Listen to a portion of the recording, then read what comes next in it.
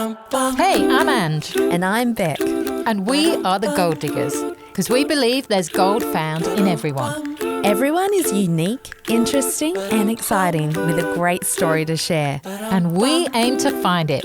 The question is, can we rise to the challenge and strike gold? Stay tuned to find out as we chat to today's mystery guest. Honey, you're my sugar. So this is how it works. One of us knows who the mystery guest is and the other one doesn't. And it's up to the one who doesn't to dig the gold out of the mystery guest. So today our mystery guest is Kelly LAVERY. Welcome to the show, Kelly. Thank you. Hi, Kelly. Hi. Nice to meet you. Yeah, you too. I'm a little nervous. Well, it's up to me to I'm the nervous one, because it's always me that's got to find the gold in you. You know right. nothing. I know nothing. You got to start from the very I beginning. know nothing. She knows nothing. You say that with an Italian accent. It's all up to you, Ed. Well, I'll tell you what. I'll tell you a funny story to kind of just calm your nerves a little bit. So I Okay. moved house this weekend, Yes. right?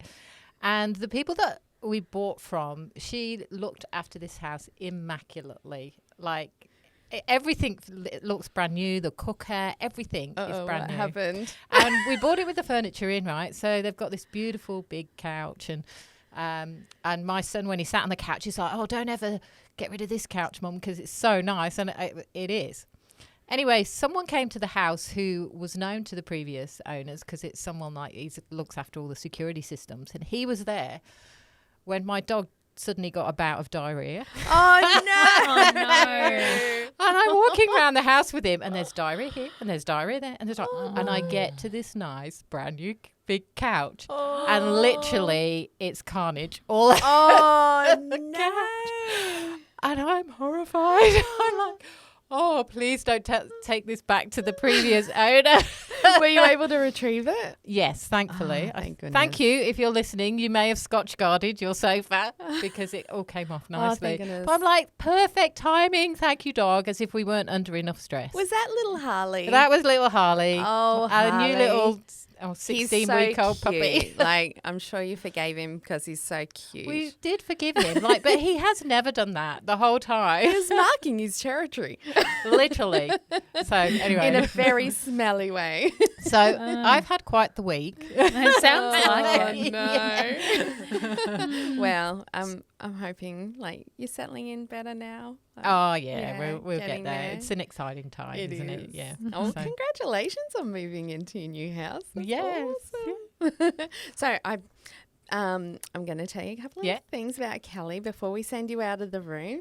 So Kelly is 45 and she is married with 3 children. Now let me see if I've got this right. 8, 14 Correct. and 17. Correct. Wow. And the 14 and 17-year-olds are almost going to have a birthday. So then they'll be 15 and 18. Yes, Okay. that is right. Wow. So there you go. I'm impressed by your memory there. Thank Beck. you. All right, I'll head out the room. Yeah. So Kelly, welcome to the show. Thank you. I'm super excited to have you on because you were referred to me by Michelle Hamer. Yes. And you have got quite an extraordinary story. You are an inventor Yeah, of can you believe? bucket called Strucket. That's Sounds right. like a poem, doesn't it? The Bucket Called Strucket by Kelly LAVERY. I'll take that. A children's book. No, it is a bucket. It's an amazing bucket. So basically, you were telling me earlier that when you had babies, that you really needed a bucket with a strainer in it, and there's nothing out there like it. So you invented the bucket. But it's not just with the strainer. It's got many uses to it, and it even has a tap on it, which makes it, and I'll let you explain this all a little bit more with Ange, but just so our listeners, and viewers get to know a little bit about you before Ange comes in. That's what you have invented. So we have an inventor in the room. I know. I never thought that I would have that at the end of my name, but it's a fact. That's amazing. And what's that old saying? Necessity is the mother of invention. Absolutely. Yes. So Definitely. you had a need and you filled it. Yeah, absolutely. I saw a need, and the need was there every single day. I'd had my third child, and I had a fair bit of a gap between my other two girls. He was a whoops baby, and, I was thrown back into the trenches of motherhood. Yeah. And really, it's busy. Yes. The phone's ringing, there's knocks on the door, you're trying to cook, you're juggling everything. We've just got such busy lives, and we're certainly not Snow White. We don't hang out in the laundry. No. So, yeah, I was just really looking for something to make my life a little bit easier. So I looked online and actually went to Bunnings and started to realise that the product that I actually wanted didn't exist. Yeah, right. Isn't that amazing? And there's a lot of soaking that needs to be done when you have babies. So your bucket I had forgotten. Yes, amazing. All right, so we're going to bring Ange back in. The need, you like to find a solution. And even talking to you earlier about your husband and his chiropractic work and how you'd like to go on future mission trips to help people, it's finding those solutions for people that I really see as a big part of your heart. And being a mum, you also extend that to other people and wanting to help people fix things. So we're going to bring Ange back in now and let her dig more into your story. Lovely. Welcome back, Ange. Thank you. She's back in the room, I'm everyone. Okay, we're going to go straight there. Tell me about a personal achievement that you're most proud of. Oh, wow. Let's go straight in. there. We're going straight in. Are you sure you know nothing, Ange? Okay. No, I know nothing. Absolutely nothing. Other than 3 kids. Great Yeah, question. and I was going to say, look, I wouldn't be a mother if I didn't say my biggest achievement wasn't my children, because it absolutely is. And we all know that when they do things, amazingly, and, you're so proud that you go, okay, the work I've done has, is paying off, even though sometimes I felt like I'm not a good mother. And I'm sure we're all guilty of that. Totally. We can all say that at We times. all can. But, we do our best, step forward. And but to date, I would have to say my biggest achievement would be my business, Strucket. So I'm an inventor, and I invented a product called Strucket, which is a strainer bucket. So essentially we manufacture buckets, but I brought forward a product that actually had never existed before. So we have a world first patented product which launched in 2018 after 3 years of prototyping, design, market research, tooling, grant applications, all of those things, and we launched Strucket into the market. Yeah. Hey, we've actually got a Strucket in the room. Can we get that out, Dave?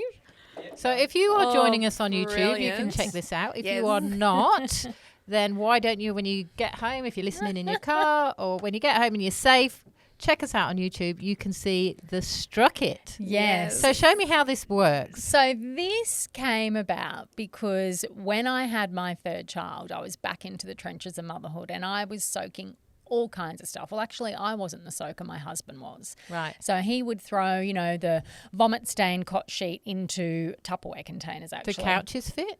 Isn't that appropriate for this story today?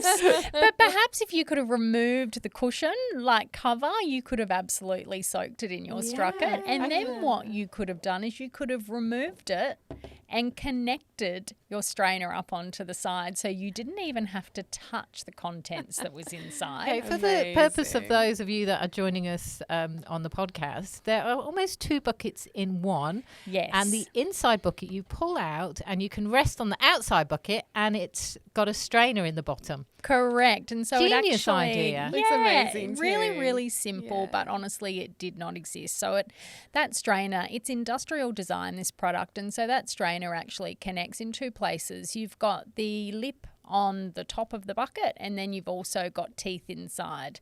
And then on the outside down here, you've actually got a drain. So if you've got a bad back or you're a mum who has had a cesarean section, you don't even have to pick your Strucket up. You can soak, separate and drain without touching anything or picking it up. I so wish they had this when I was having babies. Absolutely. This is great. Yeah. So I think my whole puppy will fit in there. I think can soak him. There's an idea. And lift. Do people use it to wash their dogs? we have got many customers that have sent to us photographs of kittens or puppies or smaller dogs that are being washed inside. But look, it's not limited to anything because that innovation just lends itself to all kinds of applications. That is an amazing invention. I absolutely love that. So what inspired this idea, you say, with your kids? Yeah, look, I just, I was nearing 40 and we were coming up to our 10-year wedding anniversary and I found out I was pregnant. And that shimmering light that was in front of me because my youngest had started school just sort of got zapped out of the way. And I was, back with baby at home with 2 older children, late 30s, and just seeing this problem in the laundry non-stop where my husband would, and lovingly so, help out by putting things into containers or buckets, and they were often containing bodily fluids and all kinds of stuff, and they would sit there because we are not Snow White. We don't hang out in the laundry. We're not waiting for something to arise. We're busy these days. Yeah, that's right. So I'd walk into the laundry probably just to chuck something else in there, and I would notice that there was still a bucket of soaking mess there that had probably been there now for 2 days, and I couldn't easily tackle it. And one day I thought, if I could just have a strainer inside a bucket. But when I pulled that strainer up, it would elevate above the bucket. Then I could quickly pull it up, leave the laundry, and when I came back the next day, it'd be drip-free and then I could tip it into the washing machine. I just wanted something that would keep the laundry going. So good, because there's nothing like trying to pull wet washing out of a bucket and then throw it over into the washing machine and it all drips on the floor. And you've got to remember it. I had a baby, so it was either on Jude, not Annette. Jude was either on my hip, he was either crying on, his play rug. We were going to an appointment here, there, and everywhere. I was cooking. Mum life is busy. Yes. We're juggling so many different things, and the solution of having a strainer bucket in the laundry, I thought, would just solve a range of problems. So talk me through the process. You get this idea. Well, first it's a frustration. And then how do you go to then delivering a product to market? Yeah, and I think the frustration of that daily need for it, was really what pushed me forward. So I reached out to another product that was a product that I had purchased for my son, which was a high chair that sits in your shower, essentially. So it's a shower chair and you're able to pop Bubby in there while you have a shower and wash your hair and shave your legs and do all of those things. And I had one and I was amazed by it. I thought this company has had a similar issue and they've needed to solve a problem, which has resulted in a fantastic product. So I reached out, I swallowed my nerves and I seriously just contacted them via a phone number, and I did it by text, and he texted back straight away. His name is Hani, and he said, I'd love to have a chat with you. And he just said, and I said, look, I've actually got a couple of ideas. And I did. I had 3 different ideas at the time. And he said, don't tell me any of them. And he said, look, I suggest that you find yourself an industrial designer. I suggest you find yourself a lawyer. And he basically gave me a few steps, 5 steps or 6 steps. And I went about then finding an industrial designer. I interviewed 3 different ones, found one that was the right fit for me. He had developed products before and he was local to Brisbane. I found myself a patent attorney. He took me through the process. I started looking at different grant applications and so forth, and really used Google to educate myself on that journey and actually understanding what it costs, because it's not a cheap exercise to go down this path at all.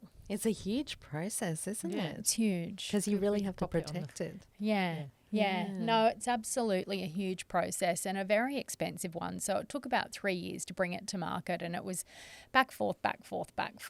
Am I doing the right thing? Stopping. Then starting again. My husband and I put $500 away each week. We ate very frugally, and you can do a lot with mince and rice. Wow. And, really just, we did it together. We did it, You must really have believed in the product then, that this was because revolutionary.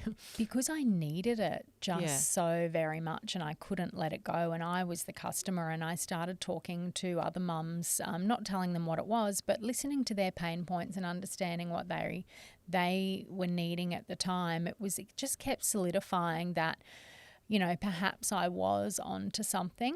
And when the professional patent search was done and the guy said, this will have been done before, and he came back to me and he said, no one's actually ever done this before. Yeah. I was like, okay, we might be onto something. And my element of craziness just, facilitated, I can give this a crack. I'm interested to know, like, you have this thought, if only I could have a strainer in a bucket. Now, we all have thoughts like that, things that we get frustrated at in our everyday and think, if only it could just do this. Yeah. How do you take that thought into, I know I'm going to create a product, and, that's a big leap. So what was it for you? The element of crazy. That. Sounds like a strength. Yeah. Yeah, and I think too, and I'm, the first one to say it, and my husband agrees with me, I certainly was not the mould for a stay-at-home mum. Yeah. And I found it didn't come naturally to me, so I was continuously looking for something to do. Yeah. I couldn't sit still and be at peace. Don't get me wrong, I absolutely love my children, but I certainly was just looking for my purpose. Yeah. Yeah, I understand that, because sometimes we feel we have to give up our life in order to raise the family, but that's always, for those of us that feel that there's more to us than just motherhood. Yes. You have to look for those opportunities, and you created one, which is amazing. Yeah, it was huge. It takes a lot of digging deep.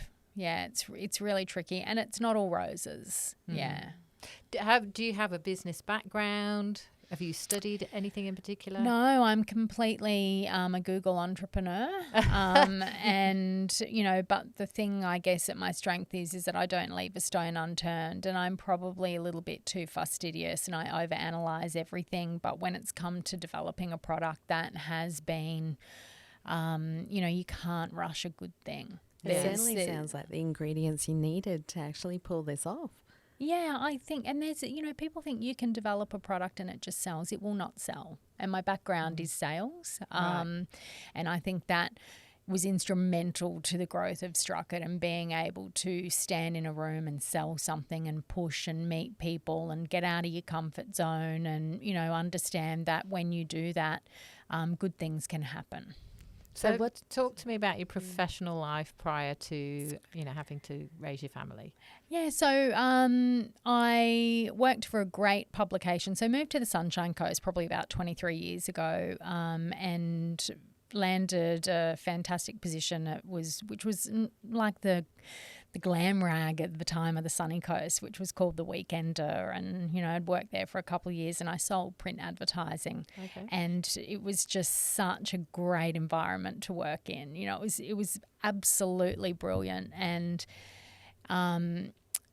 leading up to the end of that, I'd met my husband, and he had said to me, will you come and work for me? And I was like, I don't want to work for you. We were engaged at the time. He's a chiropractor. And I was just like, I remember the day clearly. I got up out of bed and he said, my CA's quit. Will you come and work for me? And I'm thinking, oh my goodness, I don't want to come and work for you. I absolutely love my job. Like, I live and breathe my job, but, love gets the better of us. I left my role and, we're a team. So, went and worked in chiropractic for, that first decade really, where I was raising the children. And whilst I did absolutely love it, and it's such a beautiful environment to work in, there was something else always calling me.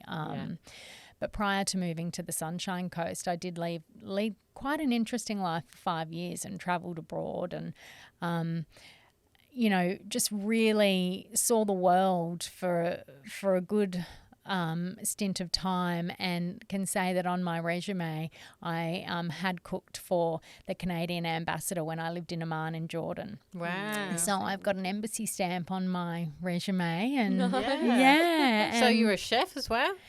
I'm not a chef by trade, but I can absolutely cook. And, my previous life, I was dating a chef, and he was cooking for the royal family in Amman in Jordan, so Queen Rania and King Abdullah. Okay. And we had...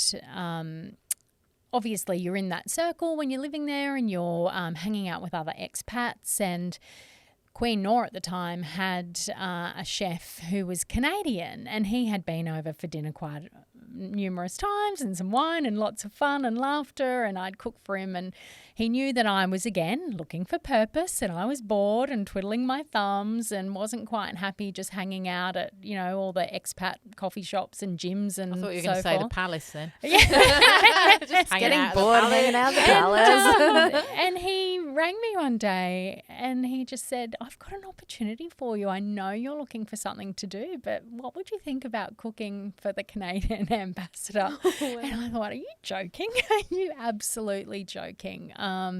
But like anything, off I went and, you know, went and explored the opportunity and, you know, Okay, saw. so how do you set a menu for the Canadian? Yes. What does that look like? Well, sometimes it it was taste toasted like? cheese. Sometimes it was toasted cheese sandwiches. Oh, really? Like there's actually So a did really they funny set the menu? story. Really nice. His toasted wife cheese was very sandwiches. forthright in what she wanted. Right. So Mrs. Malloy and I would sit, but there were dignitary dinners that I think there was one time they had dignitaries over. There was about 30 or 40 guests, and I think there might have been a prince involved. And you know, we sat together and planned, and it was What did you cook for exciting. them? What's an example? Oh, we used to do, oh my goodness, like osso buco or beautiful spinach and ricotta stuff, you know, I've never like even heard of ravioli. osso And buco. just, they were really home felt, hearty, good. Yeah. You know, when you cook from the heart, it doesn't Yeah. need to be this, you know, amazing masterpiece that you would expect from a Michelin star restaurant. You know, they're Yeah. coming to a home. Yeah. You know, so it was an embassy home that they were invited into, and whilst we tried to create some flair in it, it was essentially cooking from the soul. Oh, Yeah. nice. And I love that because you often get an impression like royal family, they'd be fine dining, but really they're people, aren't they? And they just have that home kind of You're in hearty, their home. home-cooked food. Is, yes. I mean, your mum had lots of dignitaries come and she had to Yeah. learn to cook for them, didn't she? Yeah, my mum was on a podcast a few months Yes. ago, and my family has got a history in business and politics, and so we had a lot of important dignitaries come to the house. And my mum, who's not a chef, yes. you know, she's just she's a mum and a home. She does a lot of home cooking. Had to cook for them, and so she talked about how nervous she would feel about trying to figure out what to cook and making sure that she didn't spoil any of the food. And And I love how she said if it failed, she knew McDonald's was up the a road. fish and chip shop. There was Yeah. a fish and chip shop Fish up and the chip. road. Yeah, so it's a lot of pressure. It is, and I think so. You know, through anything in life, and you learn this is as you get older too, is that be you. Yeah, You know, if you truly just sit with who you are and, you know, you'll always win. Don't try and be something that you're not. We used to cook a lot of bread. They loved bread. So, you know, and that was something that I learned that I was quite good at. I was quite good at kneading and, you know, putting all the love and the heart and the soul in. And, you know, I can say that Mr. Malloy, the Canadian ambassador, put on his reference to me that he enjoyed, you know, my sticky sweet buns. And that is on there. I love DoorDash. Or Uber Eats. All right. I'm thinking, what dish is that? I burn the Yeah. toast. Yeah. So you've obviously got like quite a rich history of adventure and putting yourself in pressured situations. So now you move to making a product that you want to Yes. get to market. What's that stage then of how did you get that into the marketplace? Yeah, a lot of hustle. Yeah. Yeah, hustle. It's still hustle. You Yeah. know, at times we've just been through, oh gosh, we flew out of the gates in 2018 when we launched. You know, we'd definitely stumbled across a gap in the market. We set up our social medias, absolutely pristine.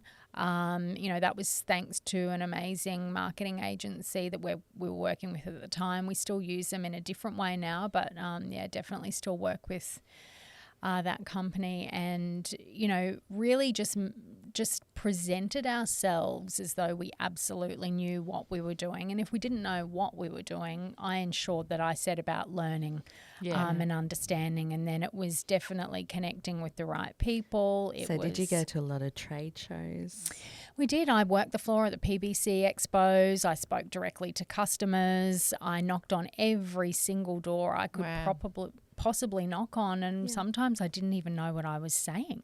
And sometimes I didn't understand what they were saying, and I would Google it when I left because they would say an acronym or something that was, essential to their industry that they understood. And then I would quickly leave and Google it and make sure that the next time I met with them, I understood more of what they were saying to me.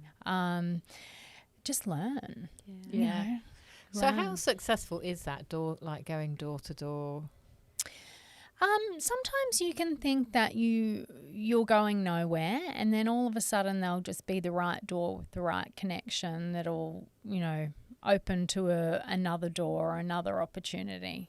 Yeah. And you just have to. You cannot. If you're not going to get through or get ahead by sitting on the couch and watching TV. You're not going to get where you need to go by not attending the meetings that you need to attend or giving up. And I think for me, I'd taken, a substantial amount of money, and we've been nearly bankrupt before. I had developed another business, and it went down the gurgler, and I was determined this time that I wasn't going to make that happen. And so I also I had a bit of a firecracker under my bum that I knew that I couldn't fail. Yeah, I often find that it's through something that fails in life that we actually find our successes. And so was it that the pathway for you? I remember when we really suffered and nearly went bankrupt, and the feeling of I was sitting on the end of the bed and I felt like a complete failure. And I've got to stop for a minute not to, remember too much. And when you're in those moments and you think, why? You're not going to get the answer then and there when you ask why. The answer's not going to be there, and it might not be there till 50 years later, but I think eventually it will present itself in some way. And I think, we need to every now and then feel a fear or taste a fear to understand what we truly want and what we need. Wow, that's so good. That's just real gold there. To actually embrace the fear. So for you to then take on this next challenge with that sense of fear, I guess, that is that something you've had to overcome to keep going on this journey? Yeah, and I still live with it. COVID was fearful for us all. Yeah, I hate bringing up the C word, but the silver lining for us in COVID was that we grew drastically, being a cleaning product, and our messaging from the start was always don't touch it, sanitisation and everything. So we were also an Australian-made product, so that helped us tenfold during COVID. But it was, the hustle, and I don't think we're all in this together at the moment. We all feel tired, overworked. Yeah. I would absolutely love for the whole, even just the Sunshine Coast, let's all take a week's holiday. Here. I agree. Let's all just stop. Can we all just stop? I don't think you have any objections. No, I'm right there. To that one. Yeah. So I think, we're very fortunate. Don't get me wrong, but it's still a hustle now. So tell me about where your product is at this point now.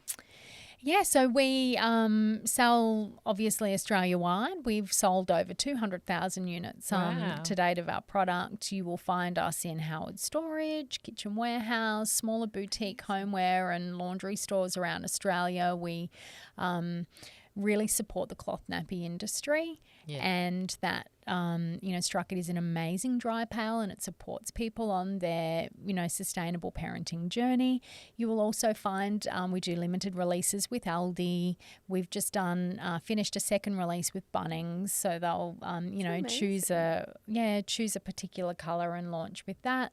We do sell in the UK. We are setting up in the USA at the moment and trying to get that ahead. And it's just that's amazing. That is incredible, because what was it? 2018 you started. Yes. Yeah. And that's 5 years, but we've had 3 years of COVID in that period of time. Yeah. And December 2018 we started, so. Yeah, wow. So you're raising a family. I mean, that's a lot, and you go through an incredible stressful time of your life with COVID and trying to launch a product. So how did you manage the balance between all of that? I guess, look, there's been times it's been extremely stressful. When was it? April last year, I actually got stress hives and was bedridden for 8 weeks. So that was terrible. So there's been moments where it's been crippling. You know, it's been hard to take and swallow. But as my husband pointed out this morning, when, you know, and he says some really profound things. He goes, you know, one step in front of the other. Yeah. Just Definitely. one step. That's great. Such great advice. And I think that just is so helpful for anybody taking on a big challenge, that sometimes we can look at, this is where we're aiming for, and it just seems so far away and so far reaching. But all you've got to think about is what's in front of you right now. And if that's just one step, then take that. One thing I'm really inspired by is a lot of successful business people that we've had on the show have always got to that point of almost bankruptcy, like just the bottom of the barrel kind of thing, and then they've risen from there. And I love how you put it, where you said you've got to taste the fear to drive you on. Yeah. That was really inspiring. Yeah, and I think, you know, I guess I'm not happy living that mediocre life. It's just not in me. Sometimes I wish I could. Yeah, it'd be a lot easier. A lot easier. But, you know, we can all be like phoenixes rising from the ashes, and, you know, and that's cool too. Yeah. You know, it's a great feeling. When we started out, someone said to me, you need to run. And I swallowed that wholeheartedly, and I did, and I ran. And then I got to a point, you know, 3 years later going, why am I still running? I can't run this long. Yeah. I have to start doing things that resonate with me internally. Yeah. And that serve my life. And so, you know, I started to go, hang on a second. We can look at the big picture, and know where we need to go, but we can't focus on that all of the time, because it'll be too overwhelming. Yeah. That's right. It'll be too, so just one step. So is there any more products in the pipeline?